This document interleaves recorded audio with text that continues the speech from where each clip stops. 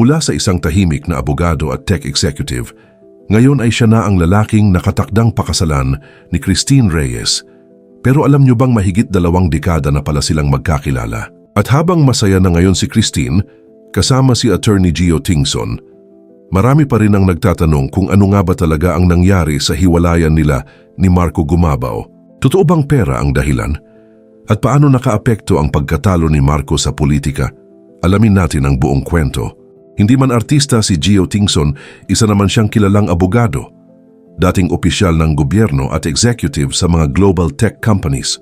Nagtapos siya bilang summa cum laude sa Ateneo de Manila University bago kumuha ng batas sa Arellano University. Nagsilbi rin siyang chairperson ng National Youth Commission at kalaunan ay humawak ng matataas na posisyon sa Grab at Meta dahil sa kanyang matagumpay na karera. Marami ang kumikilala sa kanya bilang isang respetado at financially stable na profesional. Mas naging interesado ang publiko nang malaman ang kwento ng kanilang pag-iibigan ni Christine Reyes. Ayon mismo sa dalawa, mahigit 26 na taon na silang magkakilala. Noong bata pa sila, nagtagpo sila sa isang school fair sa Ateneo de Manila University. Si Gio pa nga ang gumanap na pari sa isang marriage booth habang isa si Christine sa mga batang lumahok sa aktibidad. Hindi nila inakalang ang simpleng tagpong iyon ang magiging simula ng isang tunay na love story pagkalipas ng maraming taon. Noong 2026, ibinahagi nila sa publiko ang kanilang engagement sa Hong Kong. Mula noon, ilang beses nang sinabi ni Christine sa mga panayam na mas tahimik, mas payapa at mas stable ang kanyang buhay ngayon kasama si Gio. Marami rin ang nagsasabing natagpuan na niya ang katahimikan na matagal na niyang hinahanap.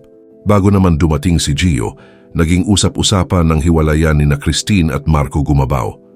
Nang panahong iyon, abala si Marco sa kanyang pagtakbo bilang kongresista sa Camarines Sur. Marami ang naniniwalang malaki ang naging gastos sa kanyang kampanya dahil sa lawak ng distritong kanyang nilibot at sa tindi ng laban sa halalan. Ngunit sa huli, hindi siya pinalad na manalo. Matapos ang pagkatalo ni Marco sa eleksyon, lumabas ang balitang naghiwalay na rin sila ni Christine. Dahil dito nagsulputan ang iba't ibang espekulasyon. May mga netizens na nagsabing baka nakaapekto ang kampanya, ang malaking gastusin at ang magkaibang prioridad sa kanilang relasyon. Mayroon ding kumalat na chismis na may kinalaman umano ang pera. Gayunpaman walang ebidensyang nagpapatunay sa mga paratang na ito at hindi rin kinumpirma ni na Christine at Marco ang mga naturang haka-haka. Pinili nilang panatilihing pribado ang tunay na dahilan ng kanilang paghihiwalay at iginiit na naging maayos at may respeto ang kanilang naging desisyon. Sa kasalukuyan, tila nasa maganda ng yugto ang buhay ng bawat isa. Si Marco ay nakatuon sa kanyang karir at personal na buhay, habang sina Christine Reyes at Gio Tingson ay abala sa paghahanda para sa kanilang nalalapit na kasal.